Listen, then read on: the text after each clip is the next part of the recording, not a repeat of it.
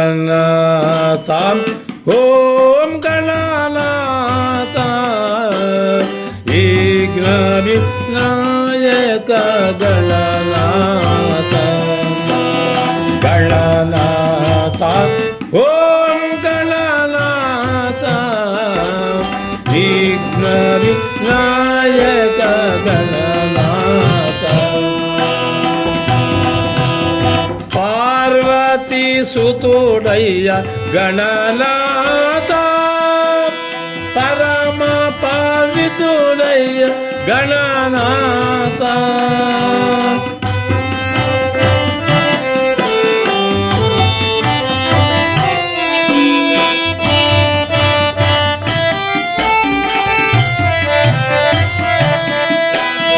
ಪಾರ್ವತಿ ಸುತು ಗಣನಾಥ ಪರಮ ಪಾವಿತುಡಯ್ಯ ಗಣನಾಥ ಗಣನಾಥ ಓಂ ಗಣನಾಥ ವಿಘ್ನ ವಿನಾಯಕ ಗಣನಾಥ ತುಂಗಾಪ ಜಂಗಮ ಗಣನಾಥ ಮಂಗಳಕಾಯೋ ಗಣನಾಥ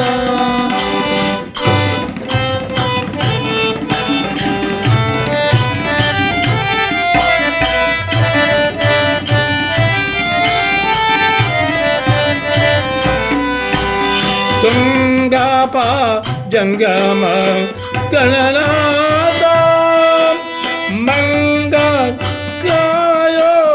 ಗಣನಾಥ ಗಣನಾಥ ಓಂ ಗಣನಾಥ ವಿಘ್ನ ವಿನಾಯಕ ಗಣನಾಥ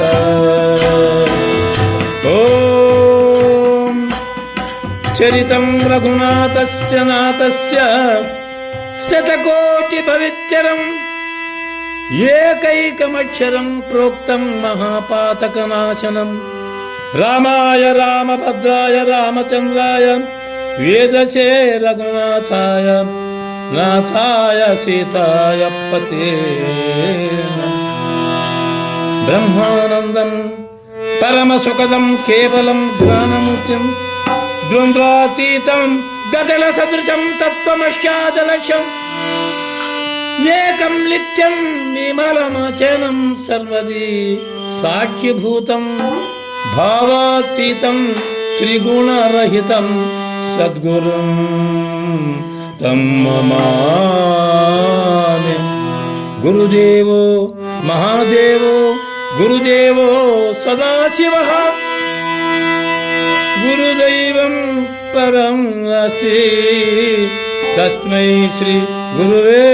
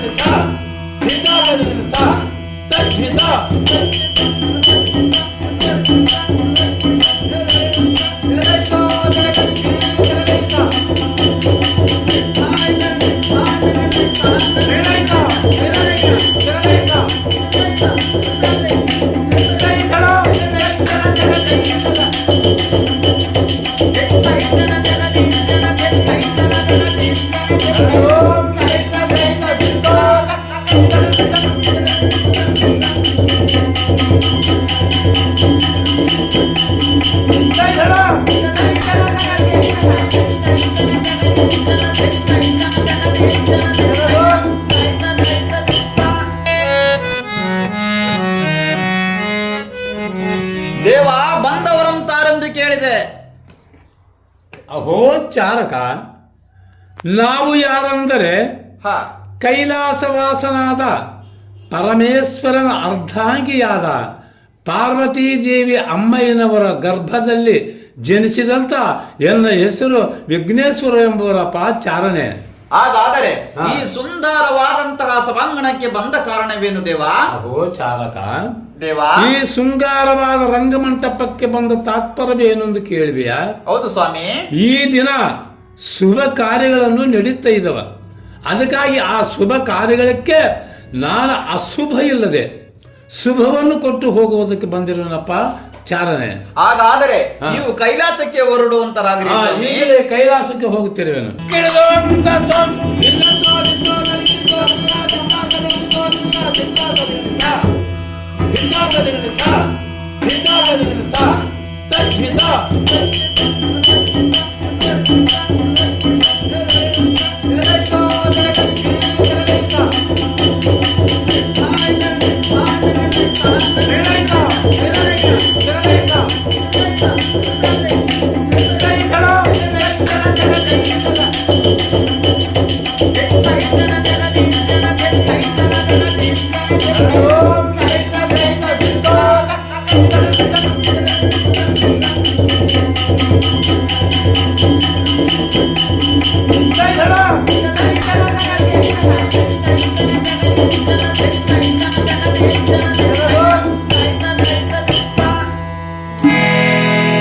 ನಮೋ ನಮೋ ಅಣ್ಣಯ್ಯ.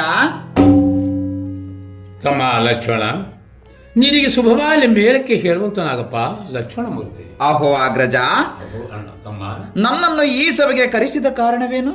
ಅಹೋ ತಮ್ಮ ತಮ್ಮ ಲಕ್ಷ್ಮಣ, ನಿನ್ನನ್ನು ನಾನು ಕರೆಸಿದ ಕಾರಣವೇನೆಂದು ಕೇಳುವೆಯಾ? ಹೌದು ಅಣ್ಣಯ್ಯ. ಅಹೋ ತಮ್ಮ ಲಕ್ಷ್ಮಣ, ಅಗ್ರಜ, ಒಂದಾನೊಂದು ದಿವಸ ದೇವಾಸುರ ಯುದ್ಧದಲ್ಲಿ ಪಡೆದ 2 ವರಗಳು ನಮ್ಮ ಚಿಕ್ಕಮ್ಮಳಾದ ಕೈಕಳಾದೇವಿಯು. ಹ ಅಹೋ ತಮ್ಮ ಲಕ್ಷ್ಮಣ, ಅಣ್ಣಯ್ಯ, ಒಂದಾನೊಂದು ದಿವಸ ದೇವಾಸುರ ಯುದ್ಧದಲ್ಲಿ ಪಡೆದ 2 ವರಗಳು ನಮ್ಮ ಚಿಕ್ಕಮ್ಮಳಾದ ಕೈಕಳಾದೇವಿಯು ಶ್ರೀರಾಮಚಂದ್ರನು 14 ವರ್ಷ ಅರಣ್ಯವಾಸಕ್ಕೆ ಹೋಗಬೇಕು, ತನ್ನ ಮಗನಾದ ಭರತನಿಗೆ ಪಟ್ಟವನ್ನು ಕಟ್ಟಬೇಕು ಎಂದು ಆಲೋಚಿಸಿದ ಕಾರಣ ನಾನು ಪಿತೃವಾಕ್ಯ ಪರಿಪಾಲನಾರ್ಥವಾಗಿ ಅಹೋ ತಮ್ಮ ಲಕ್ಷ್ಮಣ, ಅಣ್ಣಯ್ಯ, ತಂದೆ ಹೇಳಿದಕ್ಕಿಂತ ಮುಂಚಿತವಾಗಿ ಹೋಗುವನೇ ಉತ್ತಮವನು. ತಮ್ಮ ಲಕ್ಷ್ಮಣ, ತಂದೆ ಹೇಳಿದಕ್ಕಿಂತ ಮುಂಚಿತವಾಗಿ ಹೋಗುವನೇ ಉತ್ತಮವನು, ತಂದೆ ಹೇಳಿದ ಮೇಲೆ ಹೋಗುವನು ಹತಮನು.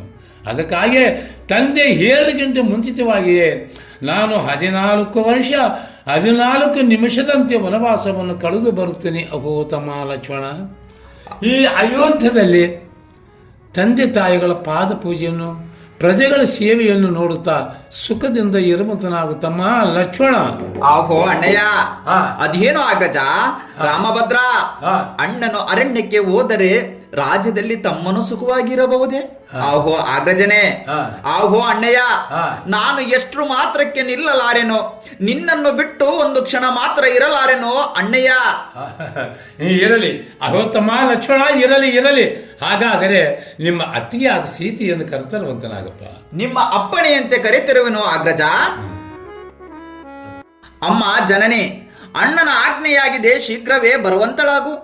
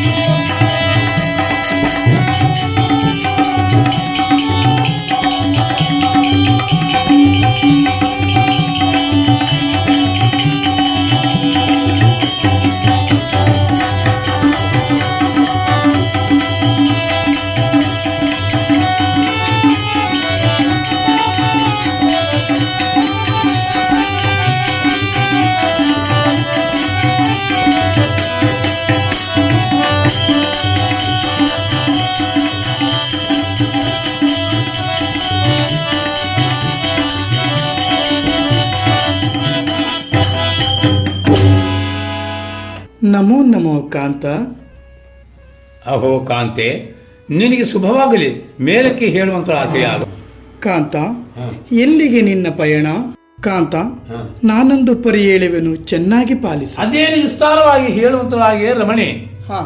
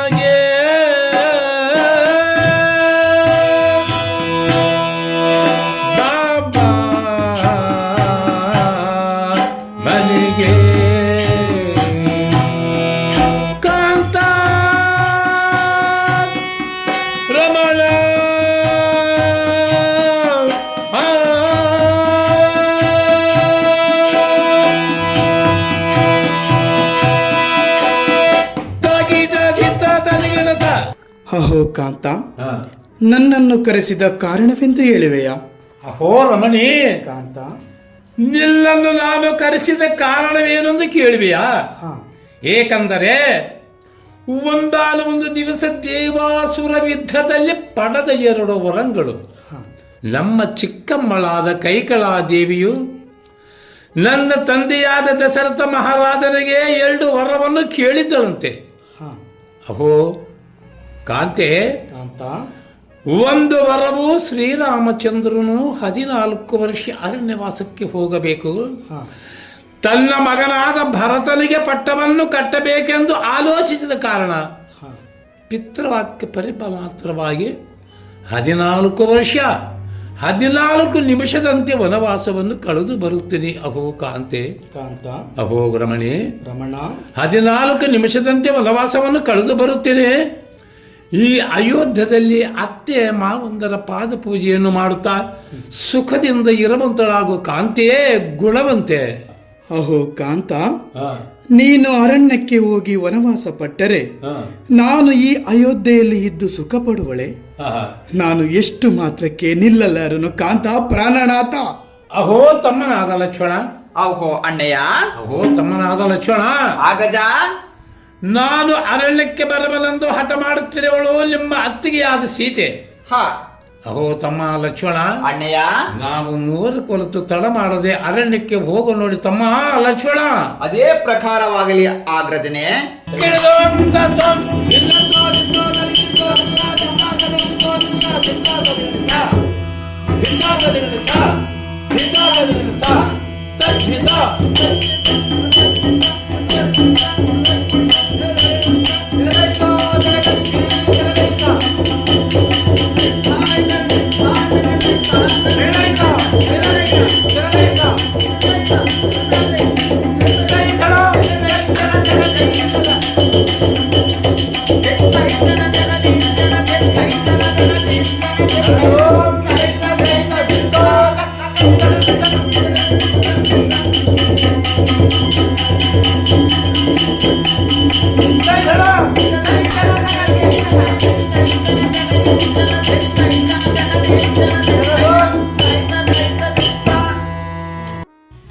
ಅಹೋ ಕಾಂತೆ, ಅಹೋ ರಮಣಿ, ಗಂಗಾ ನದಿಯನ್ನು ದಾಟಿದೆವು.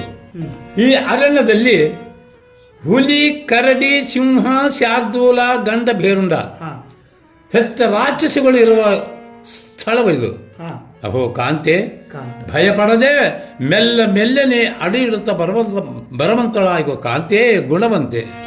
ಅಹೋ ಕಾಂತ, ಈ ಅರಣ್ಯದಲ್ಲಿ ನಡೆದು ಎನ್ನ ಕಾಲಿನಲ್ಲೇ ರಕ್ತವೇ ಸುರಿಯುತ್ತಿರುವುದು. ನಾನು ಎಷ್ಟು ಮಾತ್ರಕ್ಕೆ ಮುಂದಕ್ಕೆ ಅಡಿ ಹಿಡಿಯಲಾರನು ಕಾಂತ, ಗುಣವಂತ. ಅಹೋ ರಮಣಿ, ಪುರ ಬಿಟ್ಟು ಬರಕಾಲದಲ್ಲಿ ಬರಬೇಡೆಂದು ನಾನು ಎಷ್ಟು ಪರಿಪರಿಯಿಂದ ಕೇಳಿದರೂ ಹಠ ಮಾಡಿ ಅರಣ್ಯಕ್ಕೆ ಬಂದು ನಡೆಯಲಾರೆನೆಂದು ಹೇಳಿದರೆ ನಾನೇನು ಮಾಡಲಿ? ಅಹೋ ಕಾಂತೆ, ಅರಣ್ಯದಲ್ಲಿ ನಡೆಯಲಾರೆನೆಂದು ಹೇಳಿದರೆ ನಾನೇನು ಮಾಡಲಿ? ಇರಲಿ ಇರಲಿ, ಶಿವನು ಇಟ್ಟಂತೆ ಆಗಲಿ. ಮೆಲ್ಲ ಮೆಲ್ಲನೆ ಅಡಿಯಿಡುತ್ತಾ ಬರುವಂತಳಾಗೋ ಕಾಂತೆ, ಗುಣವಂತೆ. ಅಹೋ ತಮ್ಮನಾದ ಲಕ್ಷ್ಮಣ, ಅಹೋ ಅಣ್ಣಯ್ಯ, ಈ ಅರಣ್ಯದಲ್ಲಿ ನಿಮ್ಮ ಅತ್ತಿಗೆಯು ನಡೆಯಲಾರದೆ ದುಃಖ ಮಾಡುತ್ತಾ ಕುಳಿತಿರುವಳು. ಇಲ್ಲಿ ಸ್ವಲ್ಪ ಹೊತ್ತು ವಿಶ್ರಾಂತಿಯನ್ನು ಮಾಡಿಕೊಂಡು ಹೋಗುವ ನಡಿ ತಮ್ಮ ಲಕ್ಷ್ಮಣ. ನಿಮ್ಮ ಇಷ್ಟದಂತೆ ಆಗಲಿ ಅಣ್ಣಯ್ಯ. ಇಲ್ಲಿ ಏನು ಅರಣ್ಯದಲ್ಲಿ ಶಿವ ಶಿವ ರಾಮ ರಾಮ ಎಂಬ ನಾಮವನ್ನೇ ಕೇಳಿ ಬರುವುದು. ಯಾರಾಗಿರಬಹುದು, ಸ್ವಲ್ಪ ಹೊತ್ತು ವಿಶ್ರಾಂತಿಯನ್ನು ಮಾಡಿಕೊಂಡು ಹೋಗೋಣ ನಡಿ ತಮ್ಮ ಲಕ್ಷ್ಮಣನೇ. ಅದೇ ಪ್ರಕಾರವಾಗಲಿ ಅಣ್ಣಯ್ಯ. ಓಂ ನಮಃ ಶಿವಾಯ.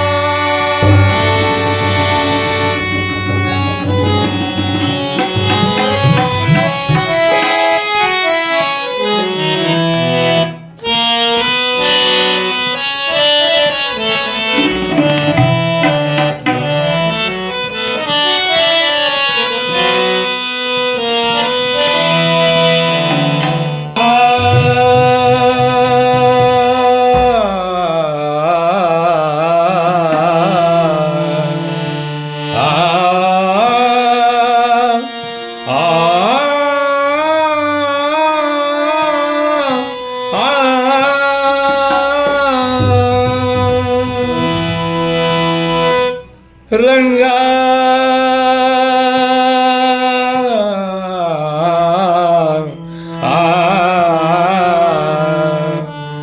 ಬಾರಂಗ ಶ್ರೀರಂಗ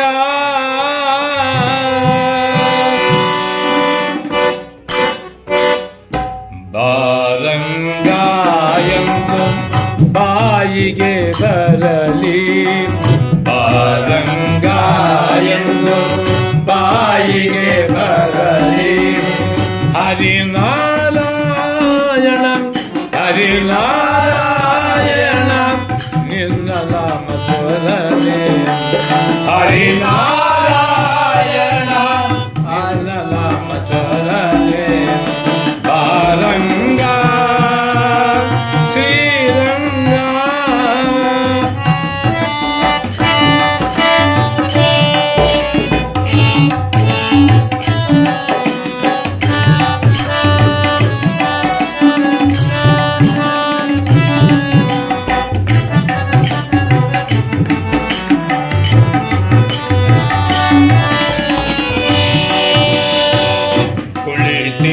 ಕುಳಿತಿರುವಾಗಲೇ ನಿಂತಿರುವಾಗಲೇ,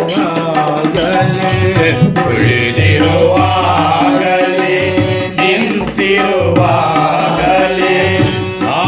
ಆಡುವಾಗಲೇ ನಿನ್ನ ಧ್ಯಾನವಂದಿರಲಿ, ಆಡುವಾಗಲೇ ನಿನ್ನ ಧ್ಯಾನವಂದಿರಲಿ. ನಿನ್ನನು ನಂಬಿದನಯ್ಯ ಬಾರೋ ರಂಗನೇ,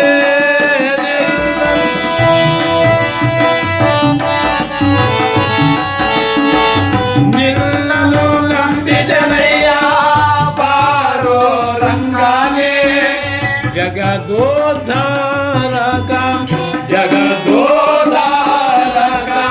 ನಿನ್ನಂತೆ ಬಾರಂಗ ಶ್ರೀರಂಗ, ಬಾರಂಗ ಶ್ರೀರಂಗ. ರಾಮ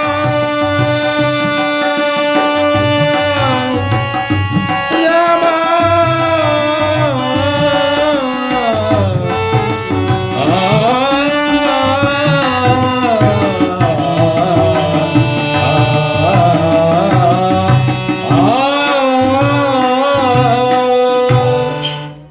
ಆಹಾ, ಏನು ವಿಚಿತ್ರ! ನಾರಾಯಣ ನಾರಾಯಣ ನಾರಾಯಣ.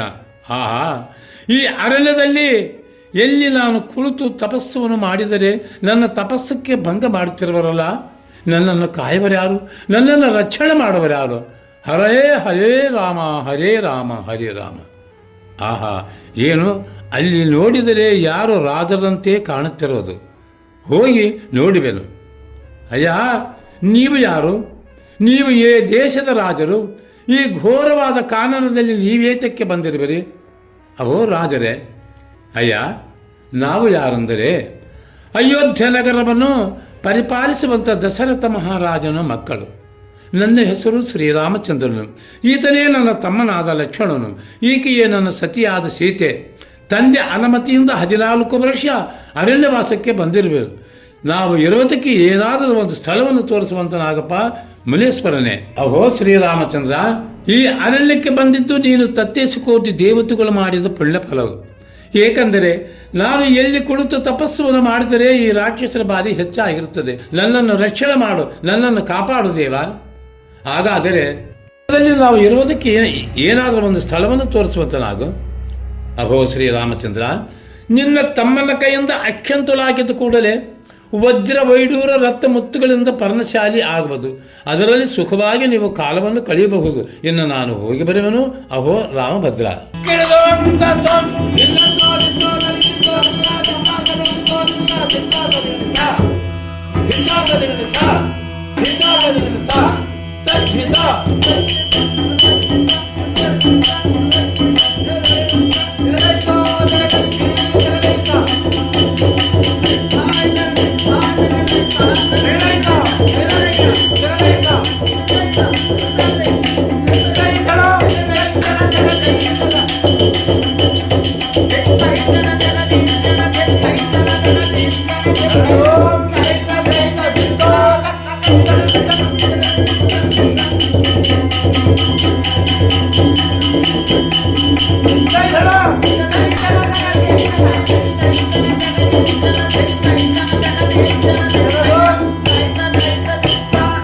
ಅಮ್ಮನಾದ ಲಕ್ಷ್ಮಣ, ಅಣ್ಣಯ್ಯ, ಅರಣ್ಯದಲ್ಲಿ ನಡೆದು ನಿಮ್ಮ ಅತ್ತಿಗೆಯು ಹಸಿದುಕೊಂಡಿರುವಳು.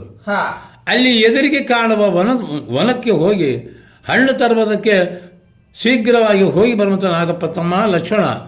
ನಿನ್ನ ಆಜ್ಞೆಯಂತೆ ನಾನು ಹೋಗಿ ಬರುವೆನು ಅಗ್ಗಜನೆ.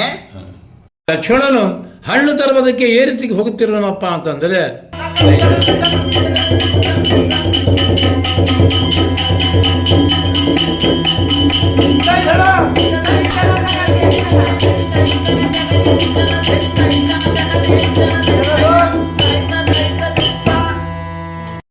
ಆಹಾ, ಏನಿದು?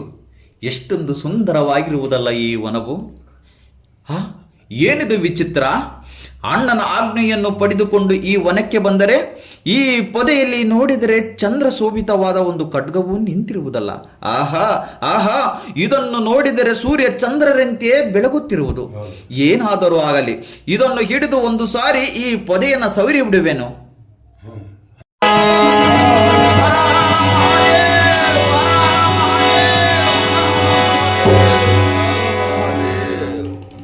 ಏನಿದು ಈ ಧ್ವನಿ?